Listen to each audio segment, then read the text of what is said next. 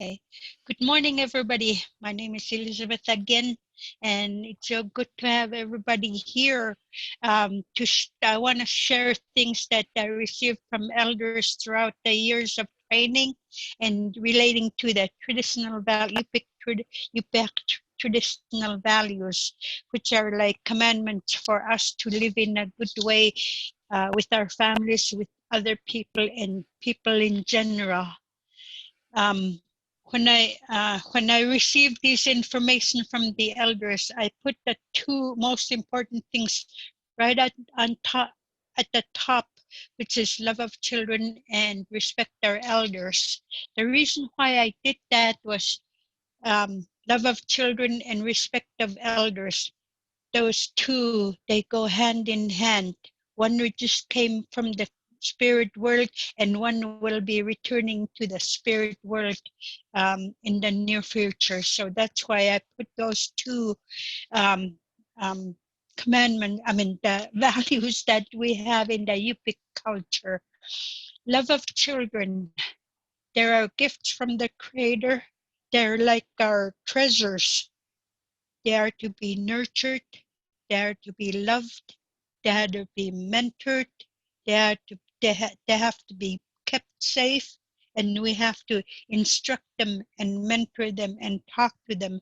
Because remember, in the Yupik culture, we have a belief that children come from the Creator with special gifts. Some of them will be our healers. Some of them will be our future leaders. Some of them will be people that are going to take care of their elders or their parents. But they're gifts from the Creator for us to nurture and love and watch and observe, because um, from the time they're small, our elders used to identify a future healer, a future teacher, a future helper.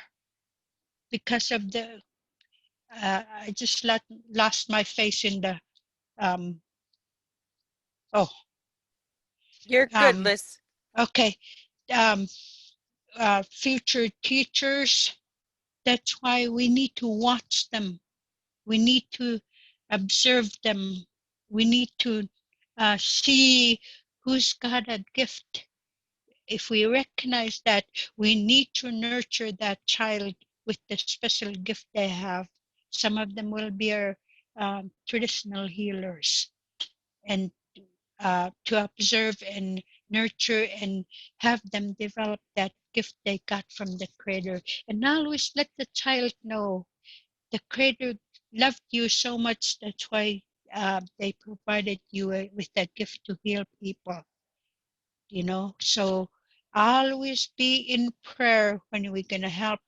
I'll always teach our children, that especially the ones that are gifted, to be always be in prayer when they're going to work on people, when they're going to provide traditional healing for their people.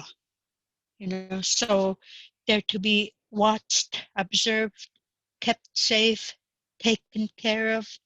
And some of these children, we treasure them so much that we even name them after our elders, or someone that's respected in our families that have passed on. Because um, one of the things that I'm always grateful for is my grandmother. Ever since I was a little girl, she always taught me, now when you go out and play, love your peers, be kind to your peers. If somebody picks on you, don't stay with that person. Get away from them. Don't create fire with other children. Just get away from the situation. Um, uh, avoid, they tell us, avoid conflict. Even as small as we are, we were taught that. My grandmother taught me that, not to stick around with people that are picking on me, to get away from the situation. So avoid conflict. It's taught from the time we're children.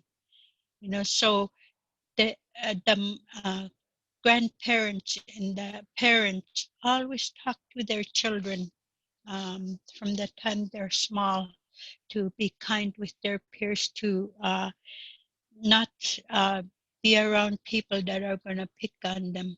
And the other thing that was taught to children back then, because it was um, a thing to do for parents and grandparents, is for children not to run to their parents and like tell them something happened so they'll take sides with them. That was a no-no in long time ago when grandparents were teaching their children. Uh, they call it yuchtak, take my side. That was a big no-no in the Yupik culture. But today, we have to watch out when children talk to us about something that happened.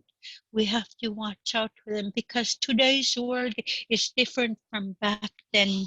So if a child comes to me and tell me somebody touched me, that we need to listen to, because that's something someone is doing something to hurt a child, and as adults we have no right to hurt our children or someone else hurt them physically, emotionally, mentally.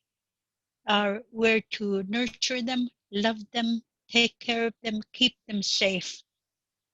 So our children, they just came from the spirit world. And then the next uh, value in the Yupik culture is respect our elders. There are storytellers. They are our spiritual mentors. They teach us how to take care of ourselves and how to get along with our peers. They tell us stories about our uh, history, what we need to know about about ways to live in a good life, helping other people, take care of each other, um, uh, provide help to old people, orphans. So the elders, and they have our history, they have our um, traditional values, they have a way of life that has been both good and bad for them, but they're always trying to teach us a good way to live so that we'll have a long life. They always tell us to share with other people so that the gratitude, especially elders, the gratitude of an elder, if we provide food for them or we go and help them with um, spilling their honey bucket or packing water for them or bringing in wood or providing wood or other foods for them. Their gratitude is something that will wish you um, to live in a good life for your future, or that gratitude will go on to your children. So they always have that thought when we help them and they thank us, not with money. They don't pay us with money, but their gratitude is good wish, good fortune, good living for ourselves and for our children. That's the gratitude payment they wish for us. And the elders are our prayer warriors. We have to respect them for that. We have to thank them for that. I know that there are many, many, many grandmothers that are praying for this um, uh, coronavirus that's happening today. I know that there are many grandparents uh, praying for everybody because of this epidemic we have today. So they're prayer warriors.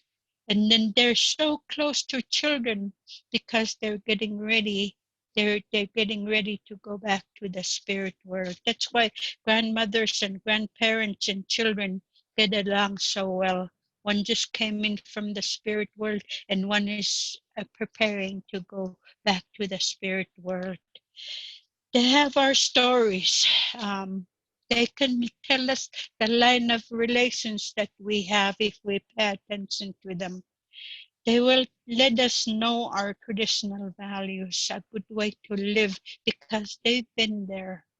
Um, so they will direct us in a good way if we pay attention to them, take care of them, uh, um, help them out, um, bring, uh, when your son catches their first game, prepare it, uh, skin it, prepare it, cook it, and let that child bring it to the elder woman or elder couple. So, because when we do that, we're teaching our children to help elders and even the orphans. That's what we're taught in our traditional values, is to take care of our elders and our orphans, um, give food to them, bring wood for them, pack water for them, because they might not have anyone to help them out in that way. So that's one of the biggest teachings that we have in the Yupik culture, is to take care of our elders, to make certain that they have everything that they need in the home: water, wood, honey bucket spilled out, food. Let our children teach our children from the time they're young to take care of their elders, because the gratitude of that elder person or that elder man will, uh, their gift is not the material things, but in a spiritual way. They want your future to be good. They want you to have good fortune in your life. They want to see you succeed in life, and that's their blessing for you, for taking care of them. And that's a good blessing to have. you know um, One of the things that I'd forgotten, there was elder couple back home when I was living back home in Bethel.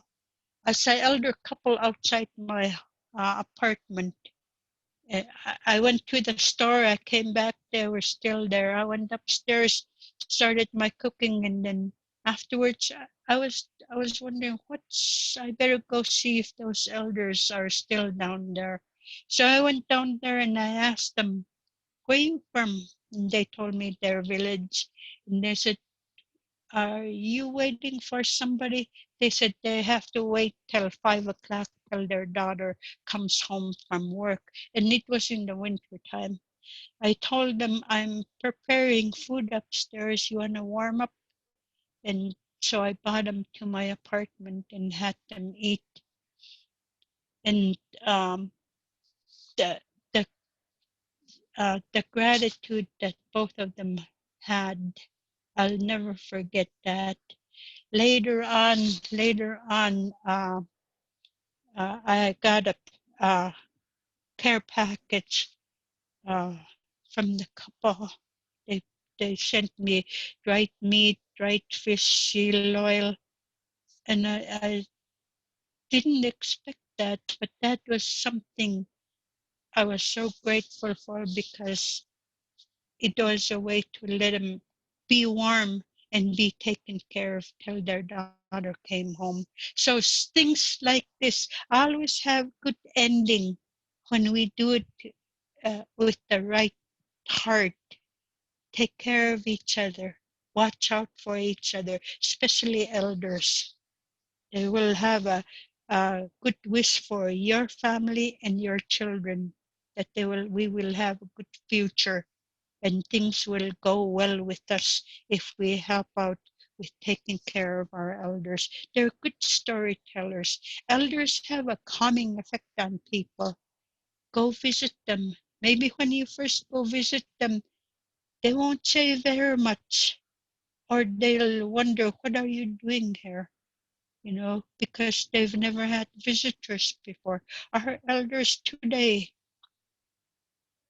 I, I can tell you our elders today are lonely people because nobody spends time with them anymore. We need to spend time with them. All the trainings that I provide weekly, all the things that I present weekly are gifts from the elders for me to help to pass on to my children and grandchildren and other people that need them, because there are ways to help ourselves and help our children and help other people, because they came from the elders. They lived through that already, and they're willing to share their gifts with us if we spend time with them. The next traditional value we have in the Yupik culture is sharing. Always share what you have with other people. Always share your story that you received from an elder with your children, grandchildren, or other young people. Always share things that you received that are good and learn from them, and be able to do that for other people because you received them from the elders or other people that were willing to share with you. Share your food sometimes. Today's situation, many people are hungry today because they don't have any money uh, to get food, or um, maybe they don't have a car or things today. In this epidemic we're having today, a lot of people are going hungry, you know. um, Maybe send a care package with someone that might know a family that's maybe hungry today.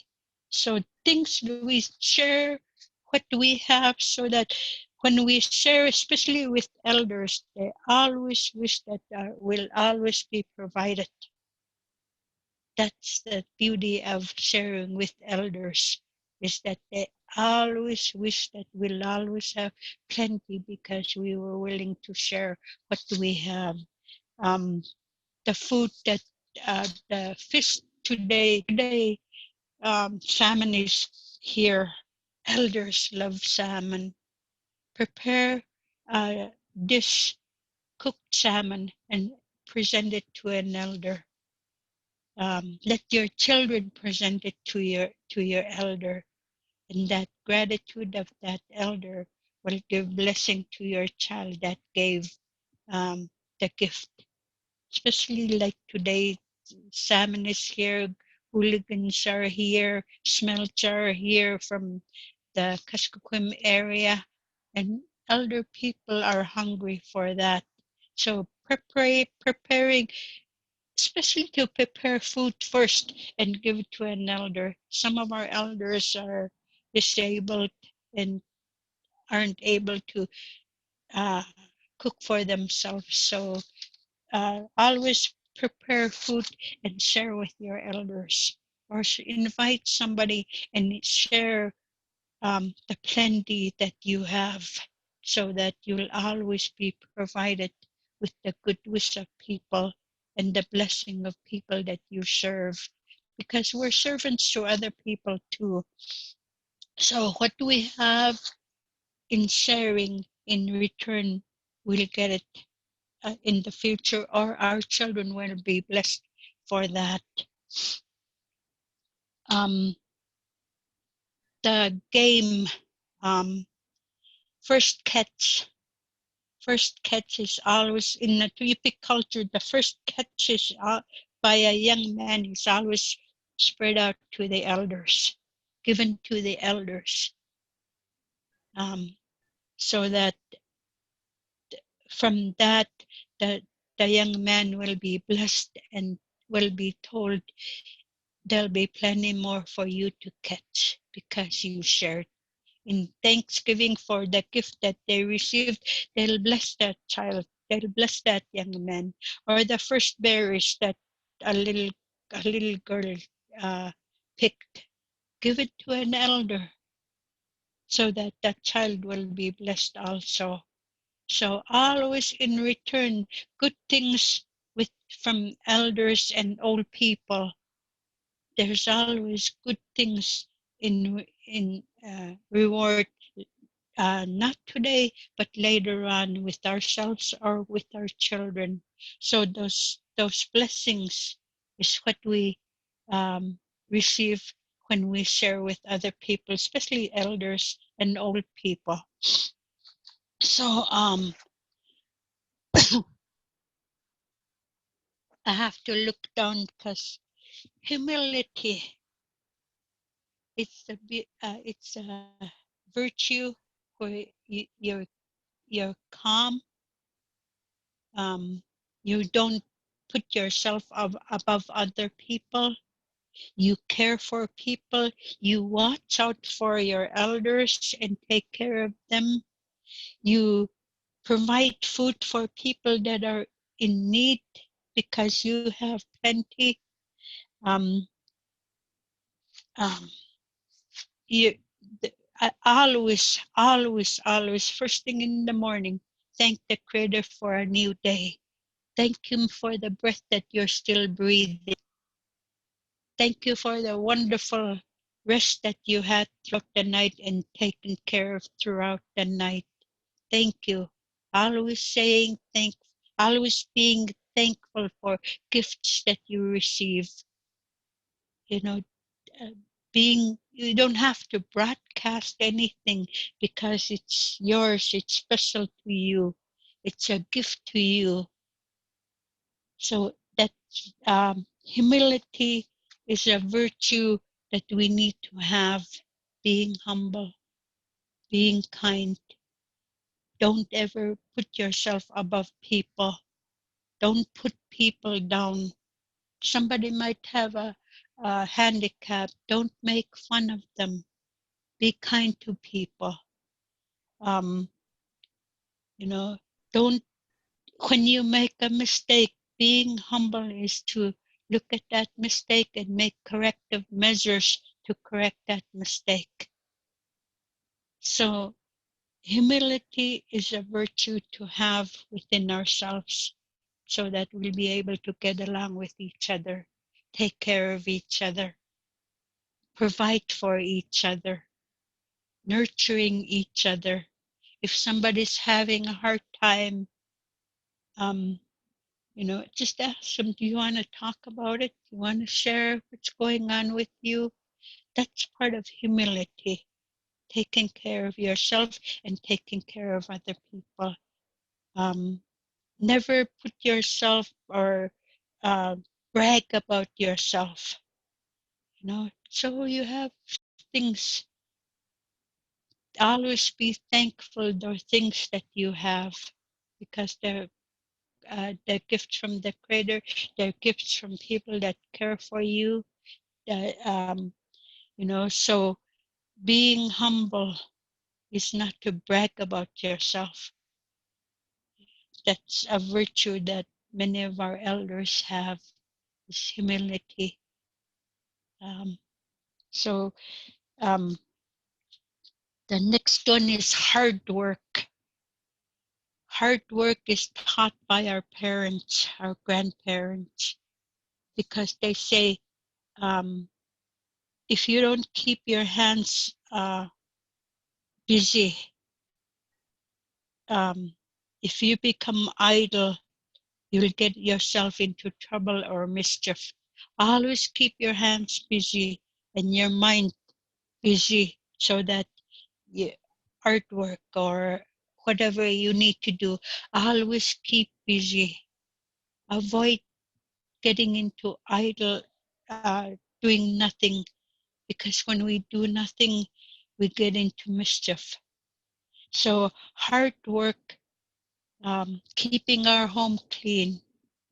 When the game comes in that the husband brings home because he's been out hunting and providing for the family, when they bring the game home, work on it, prepare it, uh, cut it up, put it away. Don't ever let the hard work that your partner did, going out in the wilderness, out in the cold, out with the nets and things that they do outdoors, which is very hard.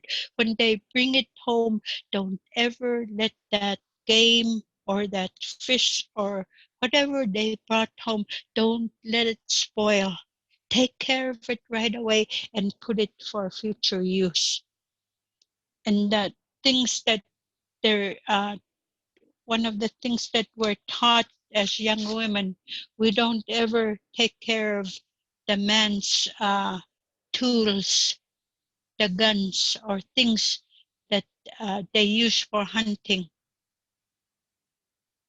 Us women and us girls were taught never to touch those, or um, that's the man's responsibility to take care of their guns, their tools, or whatever they need to go hunting, or whatever they need to bring home food. That's their responsibility. Our responsibility is to clean, um, put away the food that they bring home. That don't let that spoil. If we let that spoil, we discourage the partner that was out in the cold, or doing hard work, getting wood or whatever they did outdoors. That's discouraging the partner.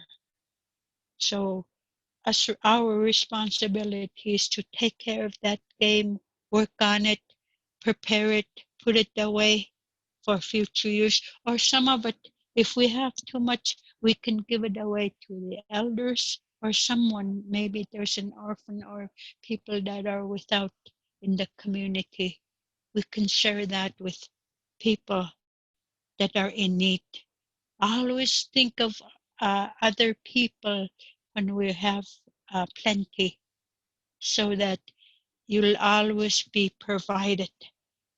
That's the wish of the elders. When we provide for them, they always give that blessing for today or the future. If it's not for us, for our children, they wish our children that they will have good fortune in their lives. That's the wish and the thought when we take care of elders. You know, a lot of times it's sad sometimes, like big uh, companies, big even the health uh, places. We don't we don't allow our elders to take part in um, our teachings. Sometimes maybe the simplest, I mean, the hardest question that we have, and we bring it to their, they have the simplest answer, you know. So there's things that we need to involve our elders in the decision makings that we do today, because it will come out to be a good um, good thing for us to think about and put it into practice in our line of work or whatever we do. So those things, the reason why in our teachings after sobriety and wanting to know, getting to be well in spirit, in the body, in the spirit, in the heart, we ask elders to provide us with things that will help ourselves. And so they gave us these, like the traditional values. We had them on the board a lot of times, and sometimes some of us people didn't know what they meant. Love of children. Okay, we have children, but it meant more than just a love of children. Take care of them, nurture them, comfort them, keep them safe, keep them away from harm, talk to them, instruct them, mentor them, because that child might be your help someday, because they've got gift from the Creator to be a traditional healer. Nurture, love, and take care of them. The elders, you know, we need their teachings to have a better life sometimes in our personal lives. You know, they know our history. They know our culture. They know stories that we need to hear that will help us to have a good life, um, for our future, for our own for our own self and the lives of our children, the lives of our home, the, to be in a good living as a family. They know that because they've lived that before. They always encourage to keep, always to be busy, keep our hands busy. I love watching some of the women today. They do beadwork, they do sewing, they do brick making. My auntie, she starts off even with 3-year-old young girl, have them watch their older sister make the dough for bread, and she have them watch her sister make the dough, and then um, bake the bread, so that next time she'll have a little pan, and she'll have that 3-year-old do the same thing as the older sister is doing. And that's how my auntie teaches her children, her girls, and the dad teaches the young men, the boys and the young men. Always observe. We learn by observing when we were children, and then by doing, we improve what we watched. That's the way our parents and our grandparents taught us before. So we learn by observing, and then we learn by doing what we observed. If we make a mistake, they'll say, that's okay, that's okay. Next time you'll do better. So that's the way the teachings back then were. Always with encouragement, never putting down. Even if somebody makes a mistake, they always be told, next time you'll do better. Next time you'll improve. So the the grandparents and parents back then, that's the way they taught to prepare children and um, um, teenagers, always in preparation of what they're going to do next. That's the way my auntie taught her girls, and my uncle taught the young men. Always, first by watching, and then by trying out, watching the older sister doing something, and then next time doing their thing. And if it didn't work out, they're told, next time you'll do better. Always that teaching. Um, uh, just recently, um, my auntie, uh, early spring, they went out ice fishing. They brought home lots of fish, pike, and then there was a 3-year-old granddaughter that was in the house while the two girls, young girls, teenagers, were cutting fish, and the aunt gave that little one little knife, little ullock. We have ullocks for cutting fish. Gave that child little fish to follow the aunties cutting their fish. Cut, uh, took a big piece off, and were told, that's okay, next time you'll do better.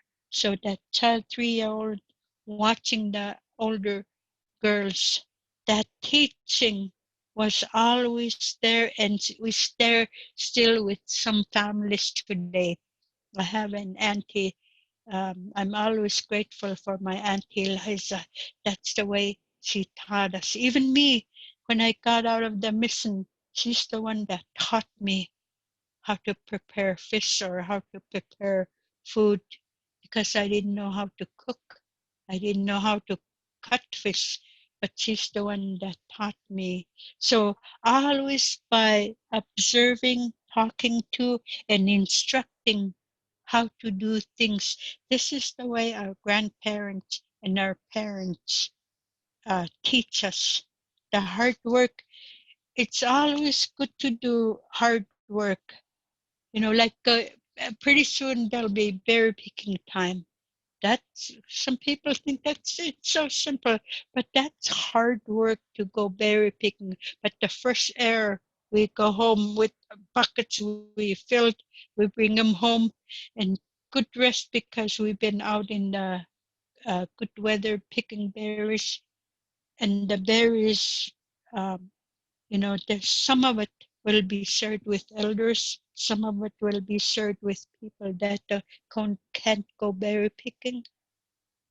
So those things that we collect or we gain, it's important that we learn to share with other people, because in the long run, we'll be blessed later on, or our children will be blessed because of what we're doing service to other people. So the things we do it for ourselves, we do it for other people, and we do it for the whole family. That's hard work to please everybody in the family too. But when with preparation, with mistakes involved, but always told next time you'll do better. This is still edible. We can cut it up and cook it and eat it if there's a mistake.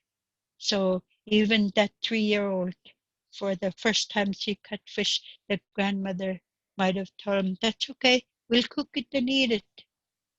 Next time you do it, it'll be good as your auntie.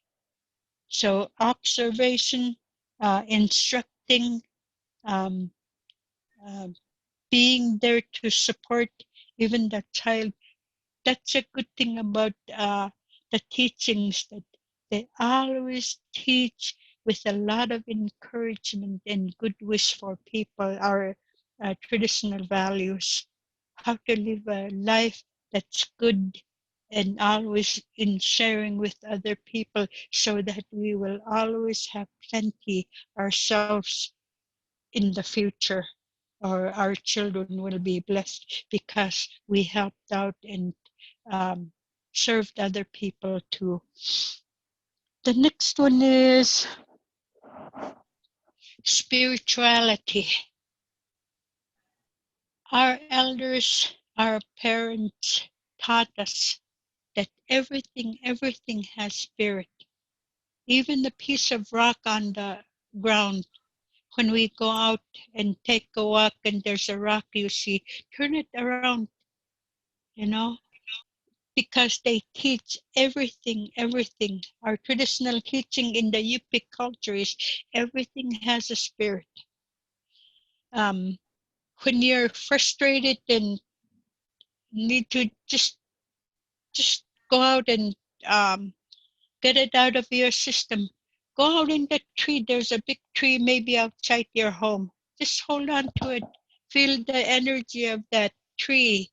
Let your frustration be taken out with the energy of the tree, because the tree will let it fly from its top. Or go to the water, the stream, brush off that frustration or whatever you go through. Go to the stream, brush yourself off, or go out that door, brush your whole self off, and let the wind take that frustration or that what you're going through. Always have ways to get rid of things so that you don't carry them home and create more problems for yourself. Always take care of yourself.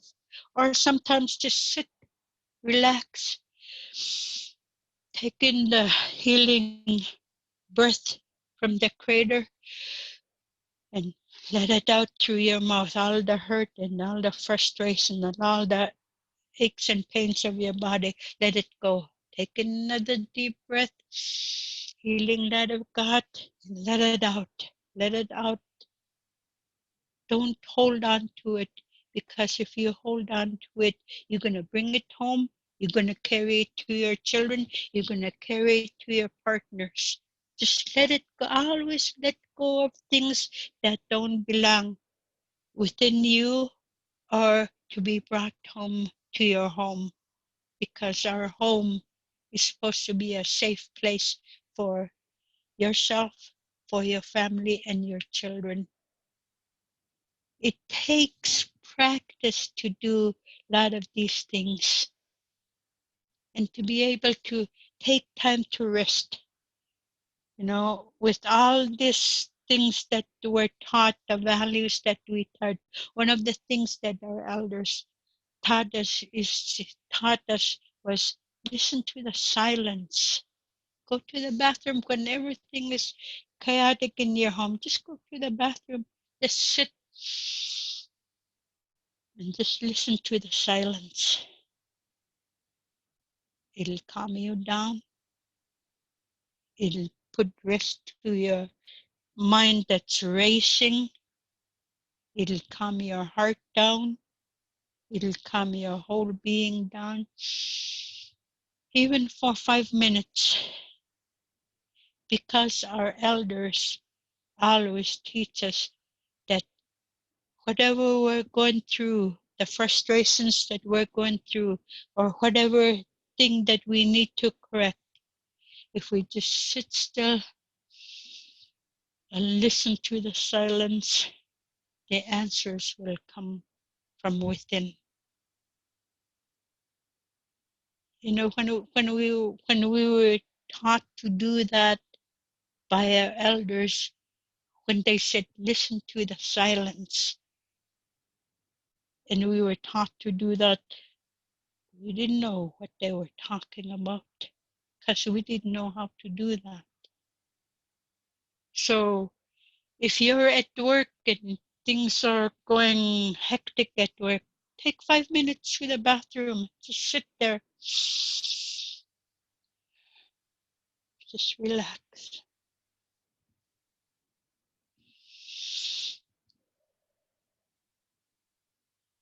Just relax. And what they meant by listen to the silence was we have to calm ourselves down completely and listen to the silence, and the answers will come from within. And that's something that has to take practice to do. Because remember, I just said that we didn't know how to do that when the elders told us to do that. We didn't know what they meant by listen to the silence. Because it has gift for us, it has answers for us if we learn to do that. We calm ourselves down. It's not so frustrating. Our whole being is rested a little bit, and then we have an idea, oh, that's what they meant. Listen to the silence. It's something to help me and grow from within out. Like, remember, everything and everyone has a spirit. And that's what they mean. Connect with the spirit and answers will come from within. We have to do that. If things get chaotic in our home, take time away for a little while, calm myself down so I won't create more problems for already something that's chaotic in my home. Maybe I'll have it calm down because I calmed myself down and look for the answers from within. Because all of us have answers because we're connected to the spirit, and answers come from within. Okay, that's what we mean by spirituality. Everything has a spirit. We're connected to the spirit world, and everything our elders teach us that everything has a spirit. the wood you log you see on the beach, help help and turn it around. Let it have breathing air on the other side too. If you are going through some hardship, take the rock with again. The rock has a spirit, especially for take that rock. Maybe you're angry about something. Talk it out. As long as our elders, my appa always say, as long as you're talking it out and you hear yourself talking it out, you hear yourself talking it out, you're going to feel better in here because it's not within you anymore. Once you take it out with the rock that has a spirit, throw it into the midst of water where it will not touch anybody. Throw it out. That rock which has a spirit is taking away what's going on within you. And once you take it out and you hear yourself take it out, leave it out. My appa say, once we take it out, don't take it back. Don't hold on to it because it's already you hurt yourself talking about it and you took it out. When you take it out, leave it out, don't take it back. You'll feel better when you can do that. And then men are the healing is outdoors.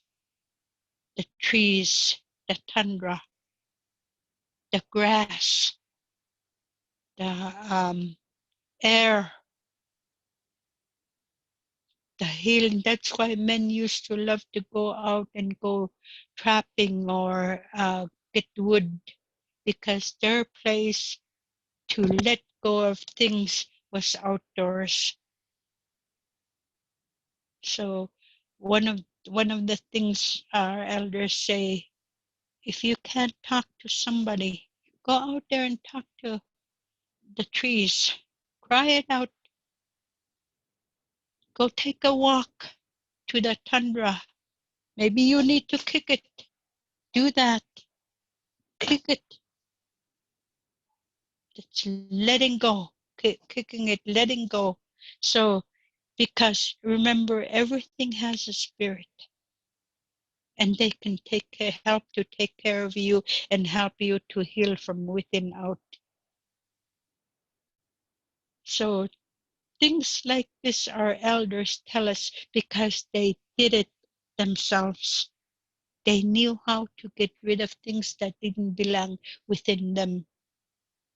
They knew how to get rid of it. The water is very, the energy of the water. I love to go near ocean and water. It's cleansing. It'll take away everything that you don't need. Or the wind, you know, because remember, everything has a spirit. And it's a gift from the Creator for us to use to help ourselves. The next thing is cooperation.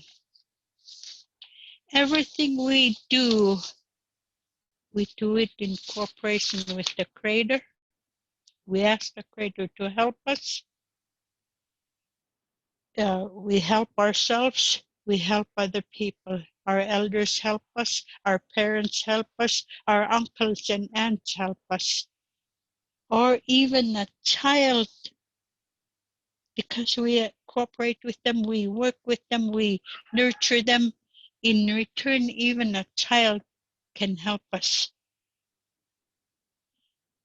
You know, that an elder woman said the 3-year-old got her out of depression.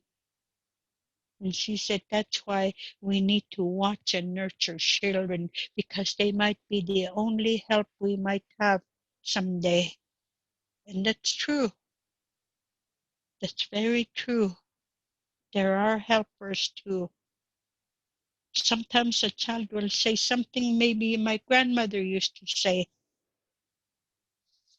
or my mom used to say. And we sometimes we got big guys. I hate that, you know, because our ancestors also work through our children. The Creator works through our children to help us, um, to help ourselves. Cooperation is always important. Working with others, working with each other, working with our children.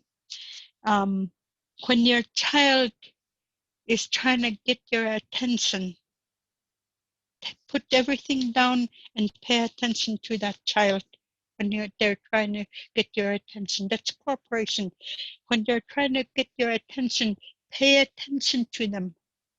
Because if you don't, they're going to turn to somebody else, and that somebody else might hurt them. Cooperate with children too.